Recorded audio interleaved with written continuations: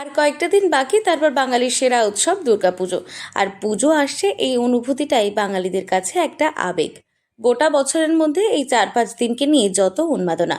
কেউ যেমন পুজোর সময় মনের আনন্দে কেনাকাটা করে, তেমনি কেউ ঘুরে বেরিয়ে প্যান্ডেল হপিং করে অবকাশ যাপন করতে ভালোবাসেন। আবার পুজোর দিনগুলোতে শহর ছেড়ে চলে যায় প্রকৃতির মাঝে একটু নিরিবিলিতে। ছুটিতে সব থেকে ভালো জায়গা সুন্দরবন অন্তর্গত ঝড়খালি। বেড়ানোর জায়গা খুবই ভালো এবং নিরিবিলি। এখানে বনের নানা রকম জন্তু যেমন বাঘ, কুমির এগুলো দেখা যায়। যদি আমরা প্রতি বছরই আসি, তো আপনি মন চাইলেও আসতে পারেন।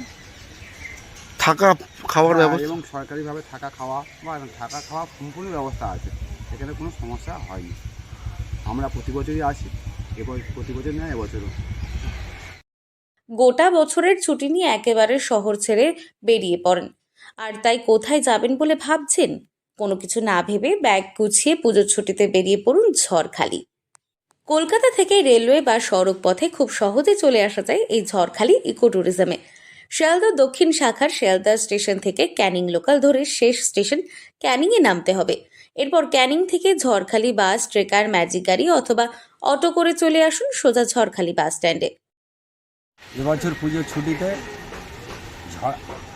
সুন্দরবন এলাকা ঝড়খালিতে খুবই ভালো লাগে। আমরা প্রতি বছরের ন্যায় যাই ঝড়খালি।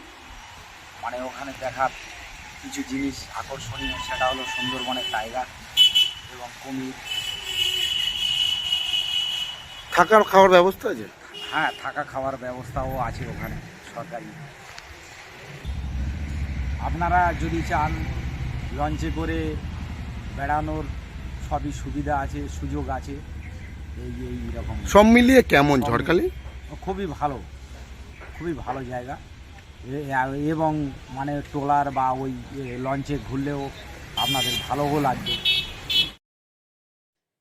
সেখান থেকে অটো বা ভ্যানে সোজা ঝড়খালির সমবায়। এখানে দেখতে পাবেন সুন্দরবনের হেরোভাঙা নদী, ম্যানগ্রোভ জঙ্গল, বাঘের রেস্কিউ সেন্টার, সুন্দরবনের চিতল হরিণ, কুমির এবং প্রাকৃতিক সৌন্দর্য। এছাড়া রয়েছে picnic garden, Jharkhali forest park, বাদুড়, বিভিন্ন প্রজাতির পাখি দেখার সুযোগ। এখানে দেখতে পাবেন সুন্দরবনের হেরোভাঙা নদী, ম্যানগ্রোভ জঙ্গল, বাঘের রেস্কিউ সেন্টার, সুন্দরবনের চিতল হরিণ, কুমির এবং প্রাকৃতিক সৌন্দর্য। এছাড়াও রয়েছে picnic garden, Jharkhali forest park, বাদুড়, বিভিন্ন প্রজাতির পাখি দেখার সুযোগ।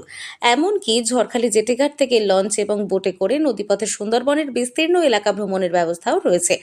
এখানে থাকা খাওয়ার জন্য আছে বাংলো, বিভিন্ন হোটেল ও লজ। কে বলতে পারে, ভাগ্যে থাকলে দেখা পাওয়া যেতে পারে বাদাবনের রয়্যাল বেঙ্গল টাইগারেরও। Jharkhali eco tourism. বর্তমানে বাঘের রেস্কিউ সেন্টার রয়েছে একটি। বাঘ আর বাঘিনী বয়সের ভারের কারণে তাদের আর জঙ্গলে ছাড়া হয়নি।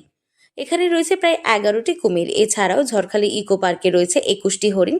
আর তাই পুজোর ছুটিতে ঝড়খালি ঘুরতে এলে অবশ্যই ইকো ট্যুরিজম ঘুরে যাবে। আর তাই সময় নষ্ট না করে এবারের পুজোতে আপনার পছন্দের জায়গা হোক সুন্দরবনের ঝড়খালি, পরিবার বা বন্ধু বান্ধবদের সাথে আসতে পারেন সুন্দরবনের ঝড়খালিতে। দক্ষিণ চব্বিশ পরগনা থেকে সুমন সাহার রিপোর্ট, লোকাল 18 বাংলা।